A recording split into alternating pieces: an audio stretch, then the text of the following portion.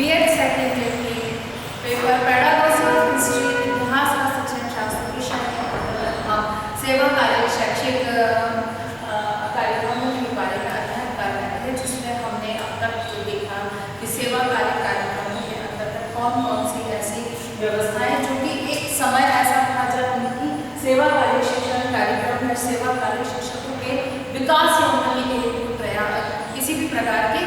विकास या उन्नति के लिए कोई योजना या प्रावधान नहीं है।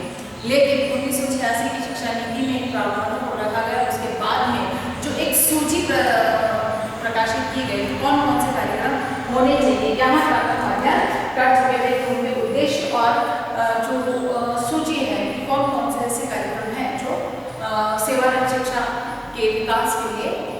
शैक्षिक विकास के लिए आयोजित किए जाते हैं। फिर हमने स्टार्ट किया था कि जो विभिन्न सेवारत अध्यापक शिक्षा की संस्थाएं एवं विभिन्न संसाधन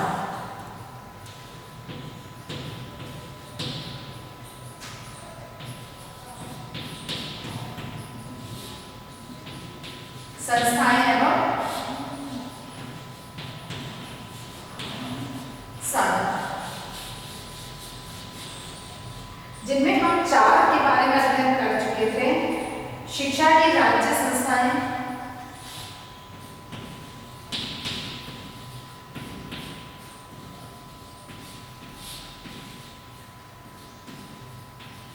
राज्य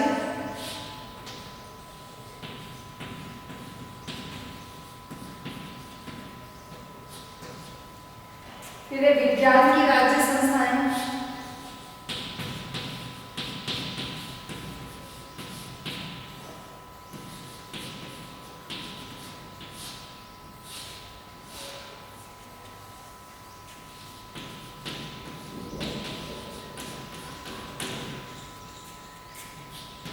उसके बाद है अंग्रेजी की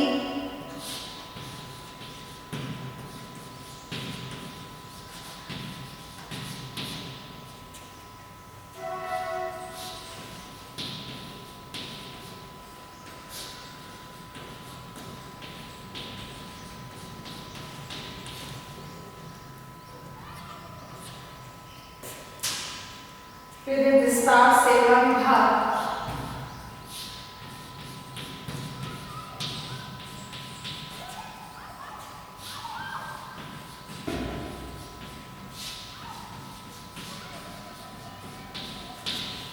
यहाँ तक अध्ययन कर चुके थे। क्योंकि एक जो संस्था अध्यापक जो है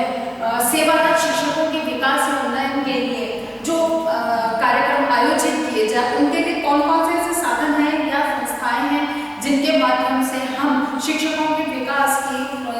विचारधारा को चरितार्थ कर सकते हैं या उसको लक्ष्य तक पहुंचा सकते हैं। तो सबसे पहला है राज्य की शिक्षा की राज्य संस्थाएं, यानी कि शिक्षा से संबंधित जितनी भी राज्य संस्थाएं हैं, चाहे माध्यमिक शिक्षा बोर्ड है, चाहे अन्य कोई संस्था है, कोई संगठन है, उसके माध्यम से सरकार के अपने है जैसे डीओ है, बीओ है, शिक्षा विभाग से संबंधित जितने भी संस्थाएं हैं वो शिक्षकों के विकास के लिए महत्वपूर्ण सहयोग प्रदान करती है। चाहे इसमें बीएड कॉलेज भी आ जाएंगे, जो सरकारी संस्थाएं जो जुड़ी हुई हैं वो सभी इसके अंतर्गत आ जाएंगे। उसके बाद में विज्ञान की शिक्षा राज्य संस्थाएं, यानी कि विज्ञान के क्षेत्र में किस प्रकार की उन्नति, कौन से नए अनुसंधान, कौन से नए निष्कर्ष परिणाम सामने आ रहे हैं, कौन सी नई जानकारी आ रही है, इसके लिए विज्ञान विषय की जो राज्य संस्थाएं हैं वह शिक्षा विज्ञान के शिक्षकों के विकास के लिए प्रयास करती है। फिर बाद में अंग्रेजी की राज्य संस्थाएं, यानी कि अंग्रेजी विषय चूंकि वह हमारी अपनी भाषा नहीं है, हमारी न तो ये मातृभाषा है, न ही हमारी यह राज्य राष्ट्रीय भाषा है, क्योंकि यह पश्चिम से आई हुई भाषा है और एक तरह से कहा जाए कि यह एक अंतर्राष्ट्रीय भाषा है। तो निश्चित है कि हम इस ग्लोबल जो कहना चाहिए सार्वभौमिक विश्व में या ग्लोबल विश्व के अंदर जब हम बैठते हैं या हमें कम्युनिकेशन करना है, तो निश्चित है कि हमें अंतर्राष्ट्रीय भाषा का ही उपयोग करना होगा। तो ऐसे में अंग्रेजी किस प्रकार से बालक के विकास के लिए सहयोग कर सकती है, शिक्षा को किस प्रकार से इसके विकास के लिए या इसके कहना चाहिए बेहतर परिणाम के लिए किस प्रकार की विधि प्रविधि शिक्षण विधियों का, शिक्षण संस्थान सहगामी गतिविधियों का या टीचिंग एड्स वगैरह जो आते हैं, अधिगम अनुसंधान है, उनका किस प्रकार से उपयोग कर सकता है, कैसे हो सकते हैं, कैसे बनाए जा सकते हैं। चूंकि ये हमारी मातृभाषा नहीं है, इसीलिए बालकों को, क्योंकि ना तो परिवार और सामाजिक स्तर पर ऐसा माहौल नहीं, वातावरण नहीं होता कि बालक अंग्रेजी वहीं से सीख कर आए, तो निश्चित है कि जब भी वो अंग्रेजी सीखता है तो प्रथम परिचय उसका विद्यालय में ही होता है। तो ऐसे में एक शिक्षक को किस तरह के एफर्ट देने चाहिए, उससे संबंधित जो समस्त प्रयास है वह अंग्रेजी की राज्य संस्थाओं के द्वारा किए जाते हैं, जिससे कि शिक्षक का भी उन्नतिशील या विकास हो सके। फिर बात करें विस्तार सेवा विभाग, जिसके माध्यम से एक शिक्षक की योग्यताओं के विकास के लिए विभिन्न प्रकार की कौन सी योजनाएं हैं, किस प्रकार के नियम हैं, किस प्रकार के कार्यक्रमों का समय समय पर आयोजन होना है, कैसे आयोजित होना है, शिक्षकों को किस तरह से भाग लेने के लिए उसे मोटिवेट करना है, ये सारी चीजें इसके अंतर्गत सम्मिलित होती हैं। तो अर्थात कि ये सेवाएं जो है विस्तार सेवा विभाग है, यह भी शिक्षकों के विकास के लिए अपनी भूमिका निभाता है। नेक्स्ट इसमें आ जाता है अध्यापकों के लिए, अध्यापकों के लिए पत्राचार पाठ्यक्रम।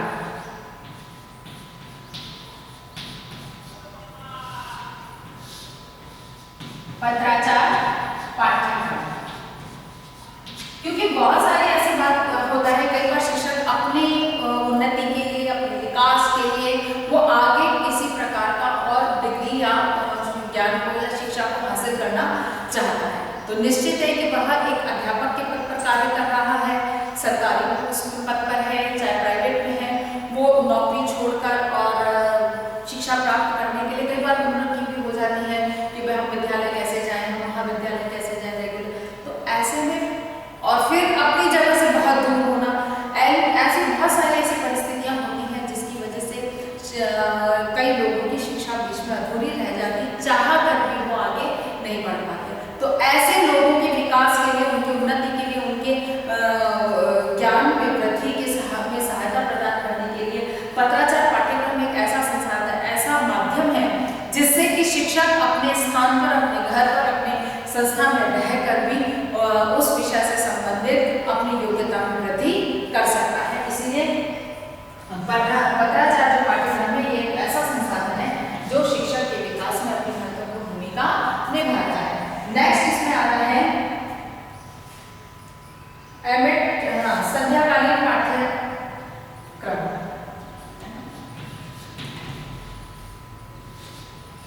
एमएड के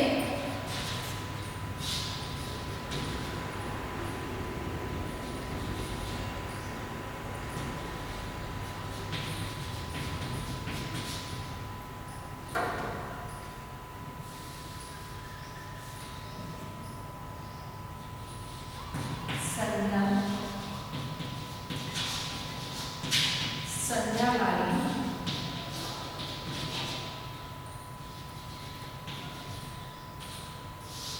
क्योंकि शिक्षक भी अपने विकास की सभी प्रकार प्रयास करना चाहता है, तो ऐसे में जैसे अब वो सेवारत है, सेवारत शिक्षक के लिए अनिवार्य है कि वो अपने विकास के लिए एमएड करना चाह रहा है। तो अब अगर उसी समय के दौरान अगर कॉलेज लगाया जाता है, जिस समय में विद्यालय लग रहा है, विद्यालय में शिक्षण कार्य हो रहा है, उसी समय एमएड कार्य होता है, तो शिक्षक उसमें उसको अटेंड नहीं कर सकता है। इसीलिए इसके लिए अनिवार्य है कि ये संभव है, इसीलिए इसे संध्याकालीन इसका पाठ्यक्रम आयोजित होना चाहिए, यानी कि संध्या काल में ऐसे कॉलेज लगाए जाए जिससे कि सेवारत शिक्षक इसमें आसानी से प्रवेश लेकर और अपने शिक्षण कार्य में अपनी योग्यताओं में वृद्धि कर सकता है, क्योंकि शिक्षक की योग्यता जितनी योग्यता में वृद्धि होगी, उसके शिक्षण कार्य में उतना ही प्रभाव या उतना ही उसका प्रयास कहा जाए, उतना ही अच्छे परिणाम सामने आएंगे, या बालक को उतने ही कौशल के साथ में पढ़ा सकता है। इसीलिए अनिवार्य है कि यहाँ पर संध्याकालीन पाठ्यक्रम का आयोजन रखा जाए, या एमएड की जो कक्षाएं हैं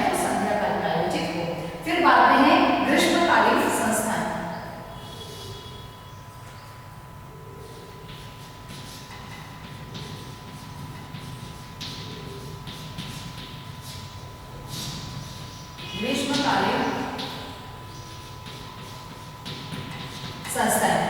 यानी कि ग्रीष्म काल में भी कुछ संस्थाएं ऐसी हों जो केवल ग्रीष्म काल में, क्योंकि उस समय विद्यालयों में अवकाश होता है और शिक्षक विद्यालय के समस्त उत्तरदायित्वों से फ्री होता है, उस समय उस पर कोई किसी तरह की कोई जिम्मेदारी उस पर नहीं होती। इस विशेष तौर से बालिकाओं को उसके ऊपर उस समय कोई जिम्मेदारी नहीं होती, 1-1.5 महीना जो भी है। तो उस समय अगर ग्रीष्मकालीन संस्थाएं शिक्षक के विकास के लिए विभिन्न प्रकार के कोर्स आयोजित करती है, तो शिक्षक उनको ज्वाइन करके उन कोर्स में अपना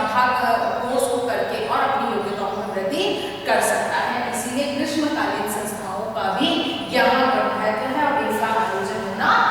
इन संस्थाओं के द्वारा शिक्षा के विकास में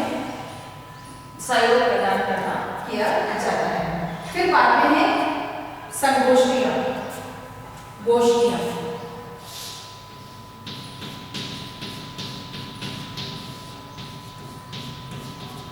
गोष्ठी यानी कि समय समय पर गोष्ठियां आयोजित होनी चाहिए, किसी भी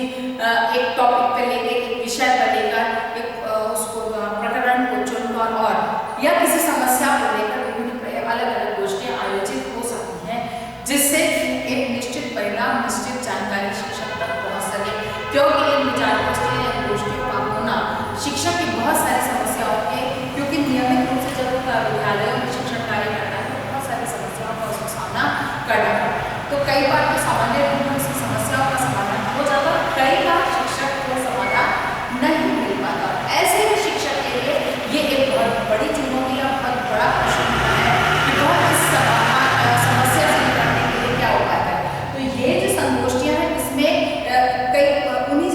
उसी समस्या से संबंधित जब संगोष्ठी है तो शिक्षक वहाँ उस संगोष्ठी को ज्वाइन करके वहाँ उपस्थित होकर और अपनी समस्या का समाधान प्राप्त कर सकता है या जानकारी हासिल कर सकता है। इसीलिए ये संगोष्ठियां हैं जो कि शिक्षक की शिक्षण कार्य या शिक्षा के विषय वस्तु से संबंधित किसी भी प्रकार की जानकारी में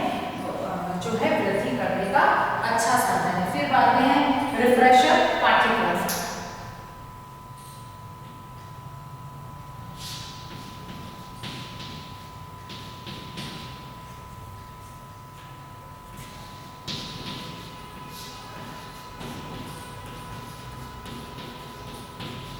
रिफ्रेशर पाठ्यक्रम यानी कि यह वह पाठ्यक्रम है जिसके माध्यम से शिक्षक को जो उसने ज्ञान हासिल किया है उसे पुनः रिफ्रेश करने का अवसर मिलता है, यानी कि पुनः उसकी पुनरावृत्ति करने के उसे अवसर इसमें प्राप्त होते हैं। रिफ्रेशर कोर्स के अंतर्गत जो आपने सीखा है उसमें और क्या परिवर्तन आया है, इस चीज को जोड़ते हुए और पुनः आपको जानकारी से अवगत कराया जाता है या उन समस्त विधि प्रविधि विषय वस्तु से पुनः अवगत कराया जाता है। तो यह भी एक शिक्षक के विकास के लिए बहुत आवश्यक है, इसीलिए जो रिफ्रेशर कोर्स है वह भी यहाँ पर आयोजित किया जा सकता है। फिर है व्यावसायिक साहित्य।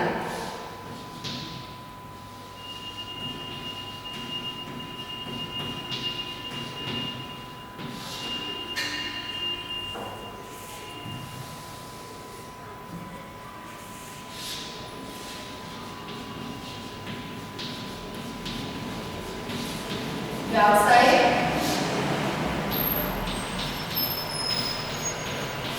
साहित्य यह वह साहित्य है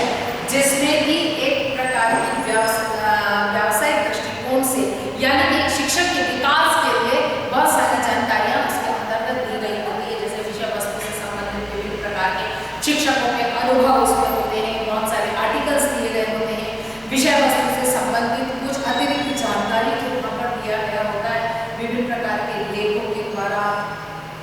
शिक्षकों के अपने अनुभवों के द्वारा। तो यहाँ पर जो ये व्यावसायिक साहित्य होते हैं, इनके अंतर्गत एक शिक्षक के व्यवसाय गुणों में वृद्धि करने से संबंधित बहुत सारी जानकारियां उसमें संकलित होती हैं। तो ऐसे साहित्य का भी उपयोग किया जाना चाहिए, किया जाता है। फिर बाद में है अल्पकालीन पाठ्यक्रम।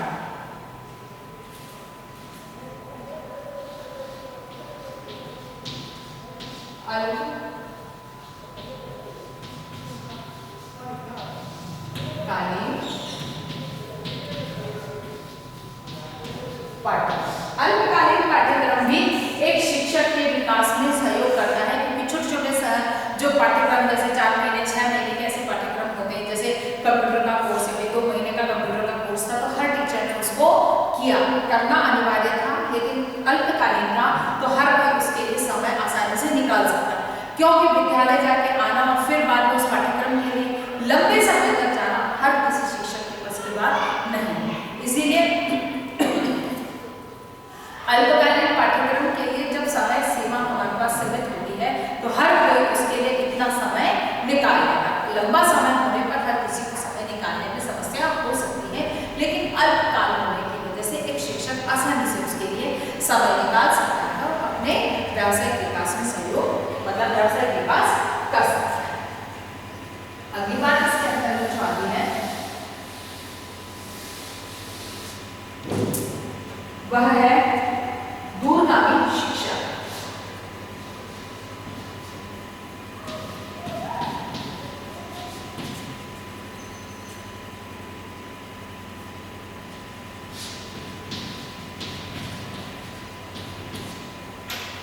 यहाँ ये बात हो सकती है कि आप यहाँ कहेंगे पत्राचार पाठ्यक्रम भी दूरगामी शिक्षा ही है और ये दूरगामी शिक्षा भी क्या है। तो इन दोनों में थोड़ा सा फर्क होता है कि आप एक लंबी उस पर रहकर और शिक्षा को लगभग एक तरह से कहा जाए कि यह भी पत्राचार की तरह ही यह पाठ्यक्रम होता है। तो यहाँ पर यह है कि कुछ निश्चित संस्थाओं के द्वारा आयोजित कराया जाता है और ये किसी विशिष्ट यूनिवर्सिटी या उसके माध्यम से इसको आयोजित कराया जाता है। इसके लिए जो पत्राचार पाठ्यक्रम है उसके लिए एक विशिष्ट अलग से जो है विभाग इसी पर कार्य करता है। दूरगामी शिक्षा के अंतर्गत जैसे हम दूर रहकर नियमित कक्षा के रूप में भी हम जैसे इस समय है ऑनलाइन क्लासेस का जो कॉन्सेप्ट है वो दूरगामी शिक्षा को भी का प्रतिनिधित्व करता है। तो इसी तरह से दूरगामी बेहतर शिक्षा दूरगामी शिक्षा को भी अर्जित करके या किसी विषय विशेषज्ञ से उससे संबंधित जानकारी या शिक्षा प्राप्त करके और शिक्षक अपने व्यावसायिक विकास कर सकता है। फिर बात में है अंतराल पाठ्यक्रम।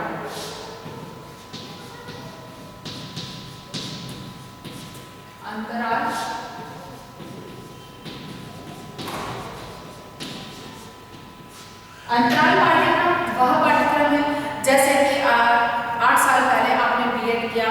फिर बाद में 8 साल बाद में पुनः आप उससे संबंधित जो है एक लंबे अंतराल के बाद में उससे संबंधित और आगे जो शिक्षा है अर्जित करने का जो अभ्यास या प्रयास करते हो अंतराल पाठ्यक्रम, यानी कि ये भी एक शिक्षा के विकास में महत्वपूर्ण भूमिका निभाता है। और इसमें यही है कि एक शिक्षक लंबे अंतराल के बाद में पुनः अपनी शिक्षा को नियमित या निरंतर रखता है या अपनी जानकारी को और अधिक वृद्धि करने के लिए जो प्रयास करता है वह अंतराल पाठ्यक्रम होते हैं, जिनके माध्यम से शिक्षक अपनी जानकारी अपनी योग्यताओं में वृद्धि कर सकता है। फिर कार्यशालाओं का आयोजन।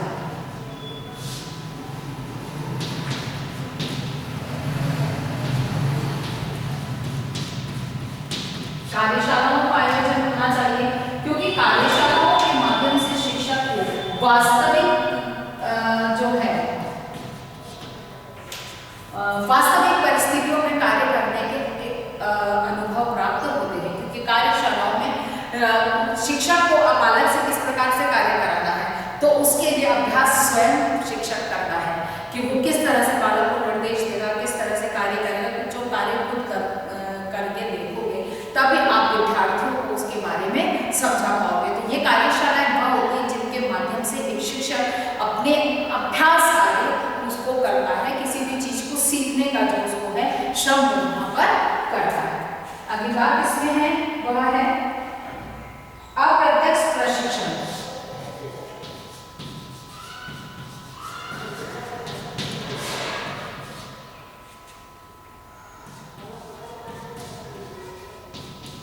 अप्रत्यक्ष प्रशिक्षण यानी कि यहाँ पर प्रत्यक्ष रूप से किसी प्रकार का प्रशिक्षण शिक्षक प्राप्त नहीं करता है, जैसे कि वह समाज में बाहर कहीं बच्चों के बीच में है या अन्य किसी अध्यापकों के बीच में बैठकर गपशप में बातचीत कर रहा है, तो उस समय उसे बहुत सारी चीजें जो कुछ सीखने को मिलता है या कुछ अनुभव करने को मिलता है तो वह अप्रत्यक्ष प्रशिक्षण कहलाता है। इसीलिए बहुत जगह है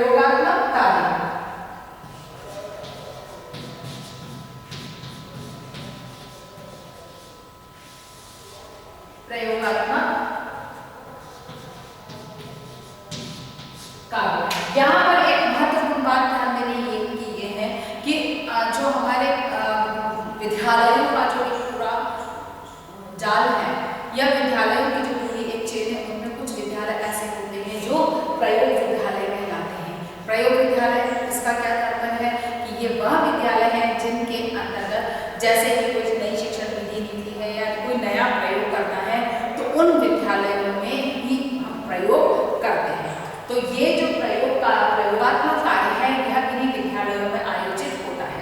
तो जब जैसे कोई नई विधि का उपयोग किया जा रहा है, उसका प्रयोग किया जा रहा है, फिर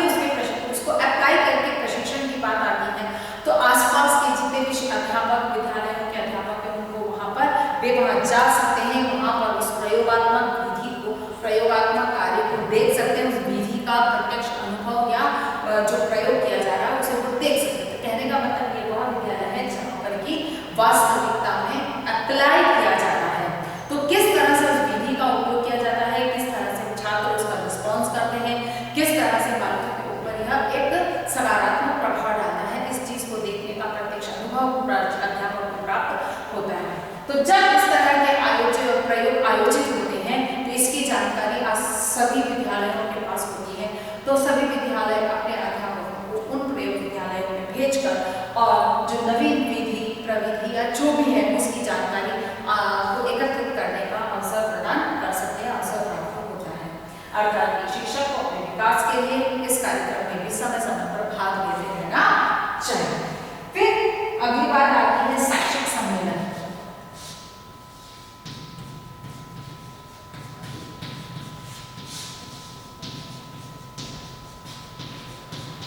शैक्षिक सम्मेलन ये वे सम्मेलन हैं जो कि समय समय पर शिक्षकों के द्वारा आयोजित किए जाते हैं और इन सम्मेलनों में भी शिक्षकों की आपसी समस्याओं पर चर्चा होती है, चाहे उनके शैक्षिक हो, चाहे शैक्षिक हो यानी कि शिक्षण संबंधी हो या उनके व्यवसाय उन्नति से संबंधित हो या उनके अधिकारों से संबंधित हो, इन सभी का जो है चर्चा इन सम्मेलनों में होती है और समाधान पर निष्कर्ष निकाला जाता है, उससे संबंधित कुछ कार्य या एक निश्चित रूपरेखा तैयार करने के अवसर यहाँ पर मिलते हैं। रूपरेखा तैयार की जाती है जिससे कि शिक्षक का अगर शिक्षक संतुष्ट होगा तभी वो उतनी ही उत्साह से कार्य करेगा। और ये शैक्षिक सम्मेलन है जहाँ पर केवल शिक्षा संबंधी कार्य बातें ही नहीं होती है बल्कि अध्यापकों के अधिकारों से संबंधित भी बातें होती हैं। तो जब उनके अधिकारों की संरक्षा होती है तो वो संतुष्ट रहते हैं और तभी वह उतने ही उत्साह से कार्य कर पाते हैं। इसीलिए शिक्षकों की संतुष्टि या उनके सहयोग के लिए ये सम्मेलन समय समय पर आयोजित होते हैं और होते रहने चाहिए। अंत में जो बात आती है वह है प्रकाशन विभाग।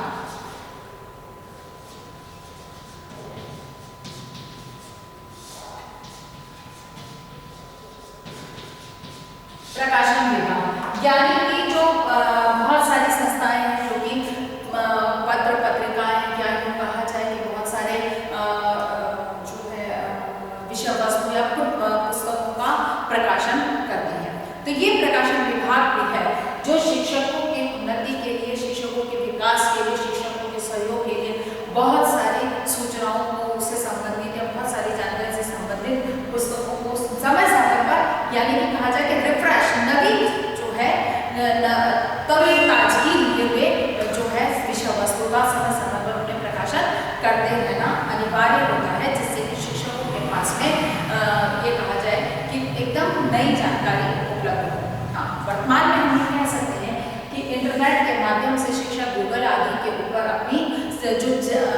जानकारी है, जो भी उत्सुकता है, जिज्ञासा है, उसको वहाँ पर देखकर और उसके बारे में समस्त सूचनाओं को एकत्रित कर सकता है। लेकिन एक समय ऐसा था जब इंटरनेट की ऐसी व्यवस्था नहीं थी, गूगल जैसी कोई संस्था ऐप नहीं था जिसके माध्यम से हम घर बैठे सूचनाओं को एकत्रित कर सकते थे। तो ये प्रकाशन विभाग ही था जो विभिन्न प्रकार की सूचनाओं से संबंधित, विभिन्न प्रकार की विषय वस्तु से संबंधित, विभिन्न प्रकार की जानकारियों से संबंधित अलग अलग प्रकार की पुस्तकें प्रकाशित करता रहता था जिससे कि शिक्षकों के पास में नवीन जानकारी या अतिरिक्त जानकारी उपलब्ध करने में सहायता मिल सके, सुगमता उन्हें हो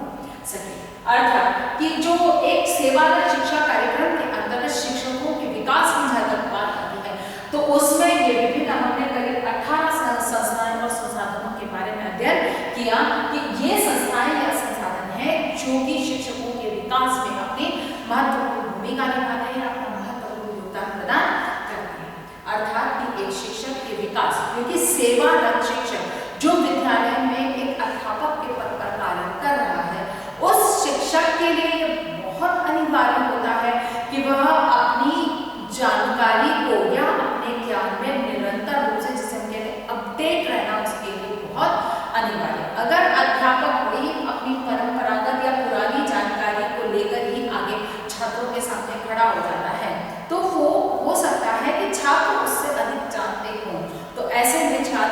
ना तो शिक्षक को सुनना पसंद करेंगे, या फिर अगर वो सुनते भी हैं तो वो फिर भ्रमित हो सकते हैं, या उन्हें दुविधा हो सकती है कि हमने उसमें किसी मैगजीन में किसी नेट में ये पढ़ा और टीचर हमें यही बता रहे हैं, जबकि इतने आगे की बात हो रही। तो ऐसे में एक शिक्षक का जो विकास है वो अवरुद्ध होने लगता है, और जिन बच्चों को लेकर वो शिक्षक शिक्षण कार्य कर रहे हैं उन बच्चों का विकास भी बाधित होता है। इसीलिए शिक्षण प्रक्रिया को बाधित ना हो, इसके लिए अनिवार्य है कि एक शिक्षक को स्वयं अपने विकास के निरंतर प्रयास करते रहने चाहिए। इसीलिए सेवारत शिक्षकों के जो उनके विकास के लिए या उनके शैक्षिक विकास के लिए यहाँ पर हम चर्चा कर रहे हैं, उनके लिए ये कार्य शैक्षिक कार्यक्रमों का होना बहुत अनिवार्य है। तो आशा करती हूँ कि मेरी आज की बात आपको समझ में आई होगी। इसी के आधार पर आपको आज एक प्रश्न करना है।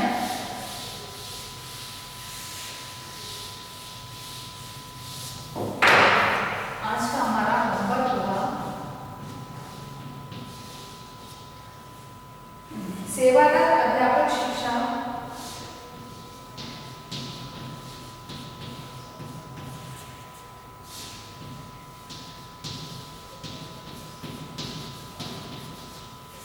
सेवारत अध्यापक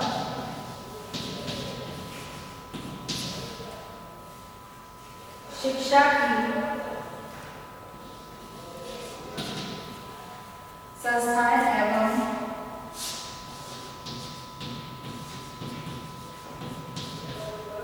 विभिन्न संस्थाएं एवं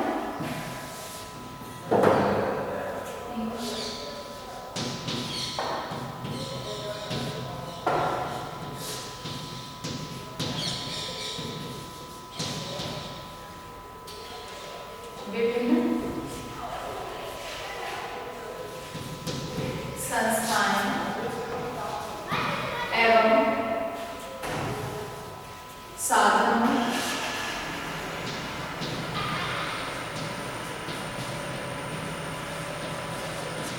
को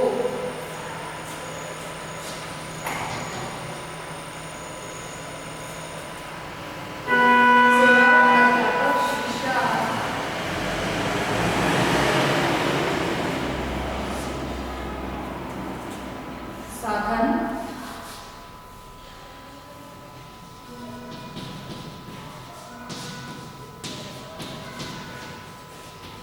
कौन से हैं स्पष्ट, ठीक है। सेवारत अध्यापक शिक्षा की विभिन्न संस्थाएं एवं साधन कौन से हैं स्पष्ट कीजिए। इसके साथ ही इसी प्रश्न के साथ अपनी बात को समाप्त करने से पहले कोविड-19 की इस महामारी के दौरान अपने आप को सुरक्षित रखें। बहुत अधिक आवश्यकता होने पर ही घर से निकले। घर से अगर आप निकल रहे हैं तो 3 बातों का आवश्यक रूप से ध्यान रखें। मुंह पर मास्क लगाकर निकलें, सोशल डिस्टेंसिंग का पालन करें, कम से कम 2 गज की दूरी अवश्य बनाए रखें और अपने हाथों को समय समय पर साबुन से धोते रहें या फिर सैनिटाइज करते रहें। स्वस्थ रहें, सुरक्षित रहें।